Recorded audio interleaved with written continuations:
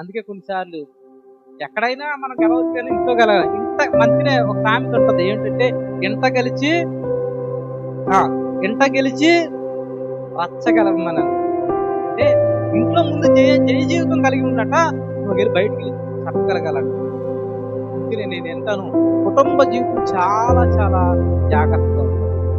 నిరీక్షణ కలిగినట్లు మీకు సమాధానకరమైన కలగాలేనంటే ఇదిగో ఈ 3 నువ్వు వెంబడించాలని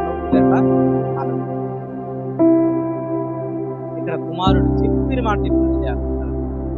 ఎందుకు తెలుసా, ఇస్సాకు ఎన్నో సందర్భాల్లో చూసుకుంటాడు. దేవుడు తనతో చెప్పినట్లుగా అబ్రహాము ఎలాగైతే చేసుకుంటూ వచ్చాడు ఇస్సాకు చూసుంటాడు. ఒక దేవుడు చెప్పాడేమలే సరేలే అని తను తాను అప్పగించాడు. ఇస్సాకుని యేసు ప్రభువుకి పోలుస్తారు తెలుసా అండి. బైబిల్ పండితులందరూ ఇస్సాకుని యేసు ప్రభువుకి పోలుస్తారు.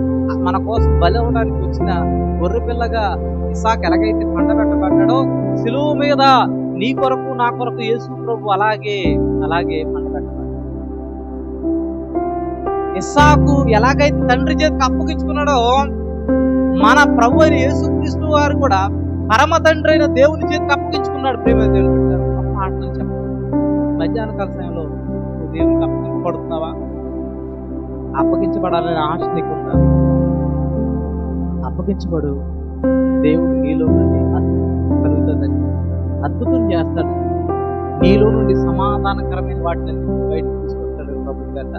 మనం దేవుని నామ స్తోత్రం చెప్పి ఒకసారి హల్లెలూయా హల్లెలూయా హల్లెలూయా చెప్పండి. ముగించేనా? కొద్ది నిమిషాలు చెప్పండి. ముగించేయండి అని అన్నవాడు అన్న దేవుని నామ స్తోత్రం చెప్పండి. హల్లెలూయా. హృదయంలో బయట పెట్టండి, పర్లేదు. నేనేమనుకోను, మిమ్మల్ని లేవి అనను, మిమ్మల్ని మంచి ఉంటుంది లెక్క. మీకు ఎలా అనిపిస్తే అలా చెప్పండి, ఓకేనా?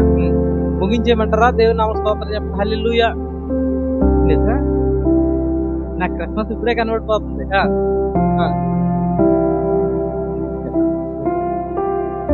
అంటే ఒక మాట చెప్పింది, ఇస్సాకు తన తండ్రికి లోబడ్డాడు.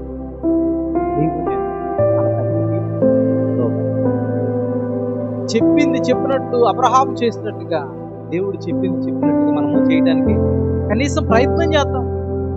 అమ్మా, ప్రయత్నం చేయడంలో తప్పేమీ లేదు కదా. ప్రయత్నం చేయడంలో ఒకసారి చేసావు, రెండోసారి చేసావు, మూడోసారి చేస్తున్నావు, 5వసారి అన్న దేవుడు పరిపులోనికి తీసుకొస్తాడు కదా.